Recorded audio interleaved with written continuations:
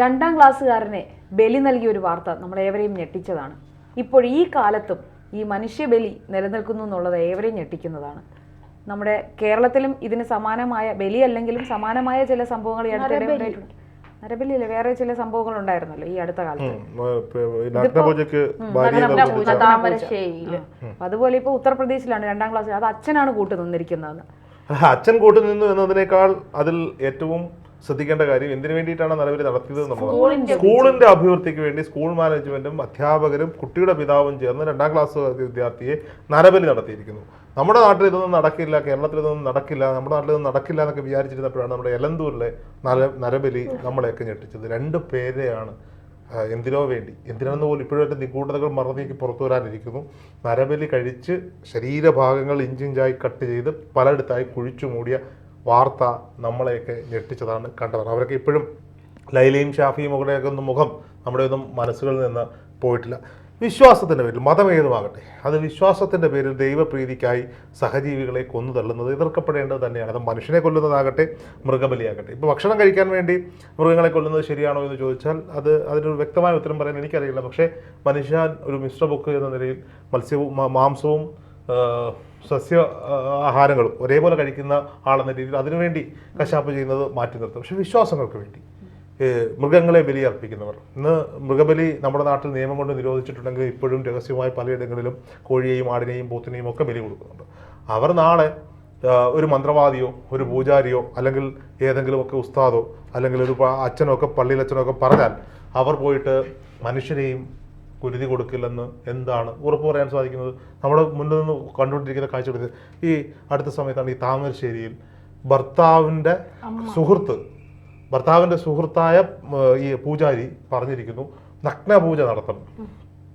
നോക്കൂ, സ്വന്തം ഭാര്യ നഗ്നയായി നിന്ന് ഈ പൂജ നടത്തണം എന്നാണ് പറഞ്ഞിരിക്കുന്നത്. ദുരാചാരങ്ങൾ അടിച്ചമർത്തപ്പെടേണ്ടതാണ്.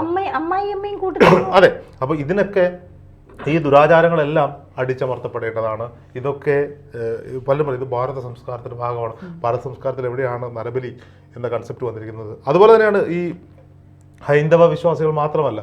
ഇപ്പോൾ പറയുമ്പോൾ ഇതിൻ്റെ പേരിൽ നേരിടാനും നമ്മളെ ആക്രമിക്കാനും ഒരു കൂട്ടം ആളുകൾ ഉണ്ടാകും എന്ന് നമുക്കറിയാം. ബലി പെരുന്നാളിൻ്റെ പേരിൽ അത് വിശ്വാസത്തിൻ്റെ പേരിലാണ്. ആ വിശ്വാസത്തിൻ്റെ പേരിൽ എത്രയോ മൃഗങ്ങളെയാണ് കൊന്നു തള്ളുന്നത്. ക്രിസ്മസും ഈസ്റ്ററും ഒക്കെ വരുമ്പോൾ ആ വിശ്വാസത്തിൻ്റെ പേരിൽ വേണ്ടിയിട്ടാണ്.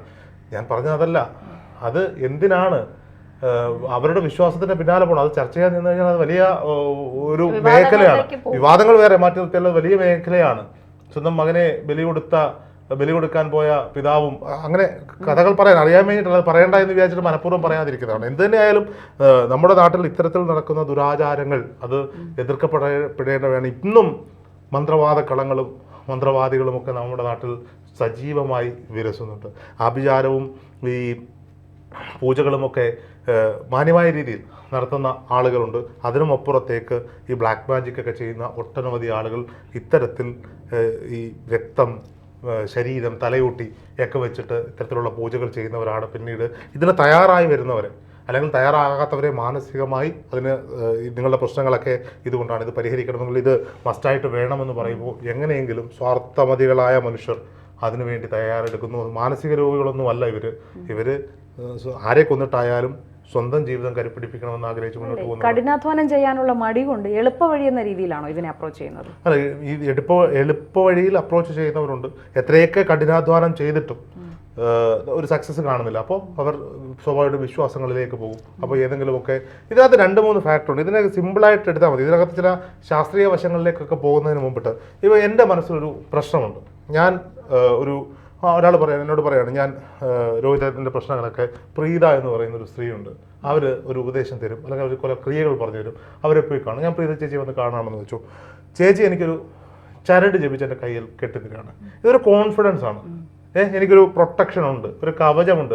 ആ കോൺഫിഡൻസ് നമ്മുടെ മനസ്സിലേക്ക് ചേച്ചിയായിട്ട് നിറച്ചു തരുന്നു. അത് ഓർമ്മിപ്പിക്കാൻ വേണ്ടി ഒരു ഒബ്ജക്റ്റ് കെട്ടിത്തരുന്നു. അത്രേ ഉള്ളൂ ഇത്. അല്ലാതെ ഇതിനകത്ത് വേറെ ശാസ്ത്രമോ മന്ത്രമോ ഒന്നും അല്ല. അത് നമ്മുടെ മനസ്സിലുണ്ടാകുന്ന ഒരു പോസിറ്റിവിറ്റിയെ ക്രിയേറ്റ് ചെയ്യാണ് അവിടെ. സൈക്കോളജിക്കൽ അപ്രോച്ചാണ് അവിടെ സംഭവിക്കുന്നത്.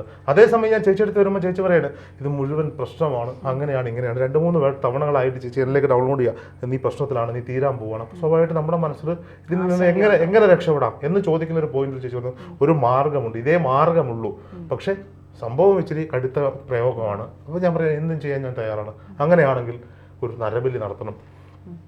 അപ്പോൾ സ്വാഭാവികമായിട്ട് എൻ്റെ ആവശ്യം എന്താ, ഞാൻ ഇത്രയും വട്ടം നിങ്ങളടുത്ത് വന്നിരിക്കുന്നത് എനിക്ക് ഇതിൽ നിന്നൊക്കെ എങ്ങനെയെങ്കിലുമൊക്കെ രക്ഷപ്പെടണം. എൻ്റെ അൾട്ടിമേറ്റ് ലക്ഷ്യം എടുക്കുക എന്നുള്ളതാണ്. അങ്ങനെ ഒരു പക്ഷേ ആ ഒരു അവസ്ഥയിൽ നമ്മൾ തന്നെ തയ്യാറായി വരുന്നതാണ്. അപ്പോൾ ഇതിനകത്ത് വേറെ സംഭവങ്ങൾ അപ്പോൾ ഇപ്പോൾ നമ്മുടെ ഒരു എക്സാമ്പിൾ പറഞ്ഞില്ലേ, അപ്പോൾ അതിൽ എനിക്ക് എന്തായിരിക്കും നേട്ടം? ഈ നരബലി എന്നതുകൊണ്ട് ഇപ്പൊ എനിക്ക് രോഹിതിനോട് പൈസ തട്ടാനാണെങ്കിൽ മറ്റു പല ഉപാധികളുണ്ട്, പറഞ്ഞ് പൂജ ചെയ്യാനെന്ന് പറഞ്ഞ് 50,000 മാത്രമല്ല ഇത് നരബലി എന്ന് പറയുന്നത് സ്വാഭാവികമായി ഈ ബ്ലാക്ക് മാജിക് പ്രാക്ടീസ് ചെയ്യുന്ന ഒരാളാണെന്ന് ഇരിക്കട്ടെ, അയാളെ സംബന്ധിച്ചിടത്തോളം ഈ നമ്മൾ കണ്ട് തിരുവനന്തപുരത്ത് കേതൽ എന്ന് പറയുന്ന ഒരാളുടെ കേസ് കണ്ട രാഷ്ട്രപ്രതിഷ്ഠ വേണ്ടിയിട്ട് നന്ദങ്കോട് സ്വന്തം മക്കളെ കൊന്ന ആളുകളെയാണ് അച്ഛനമ്മയെ കൊണ്ടു. ഇപ്പൊ ഷാഫിയുടെ കേസിൽ നമ്മൾ കണ്ടു.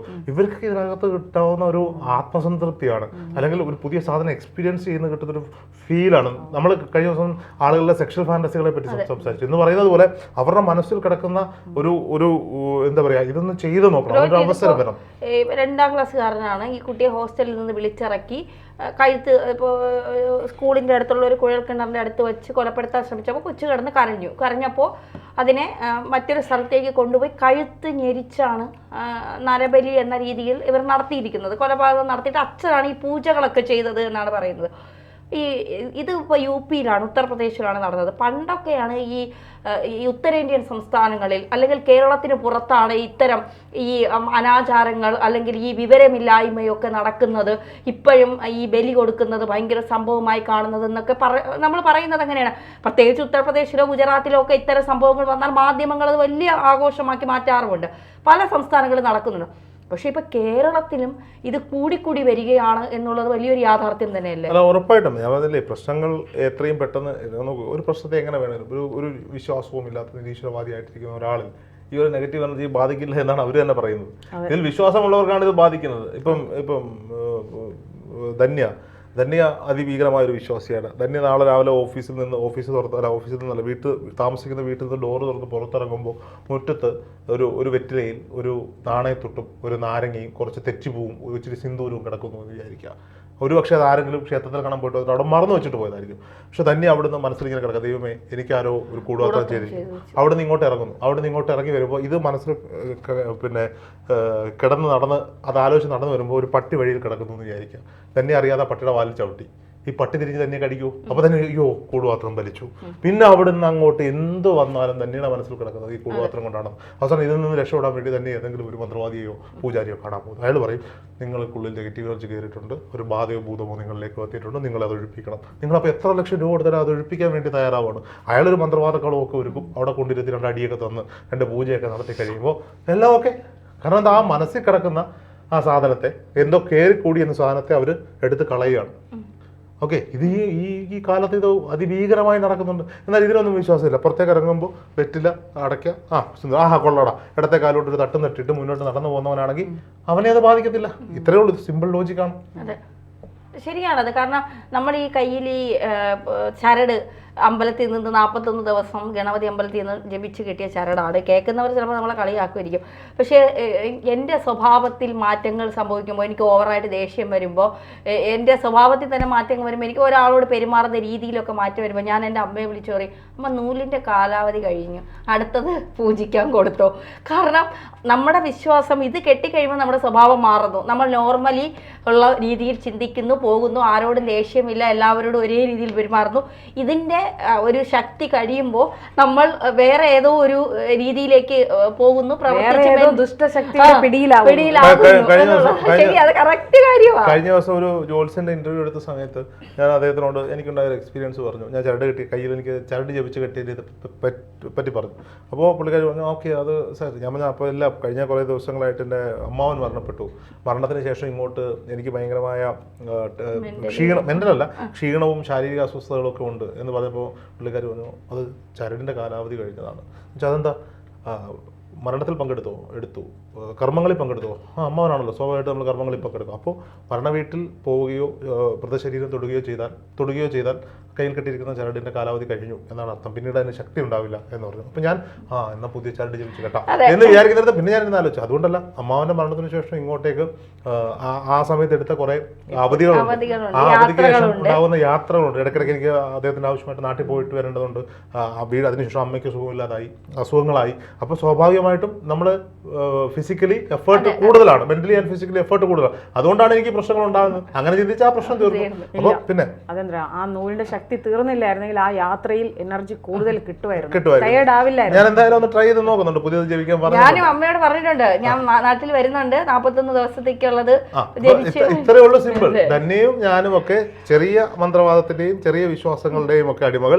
അവരൊക്കെ നരബലി കൊടുക്കുന്ന രീതിയിലുള്ള വലിയ വിശ്വാസത്തിന് അടിമകൾ. ഇത്രയേ ഉള്ളൂ. പലരും അത് സ്വന്തം അനുഭവത്തിന്റെ വെളിച്ചത്തിലല്ലേ ഇതിൽ വിശ്വസിക്കുന്നത്, വിശ്വസിക്കാതിരിക്കുന്നത്. ഉറപ്പായിട്ടും.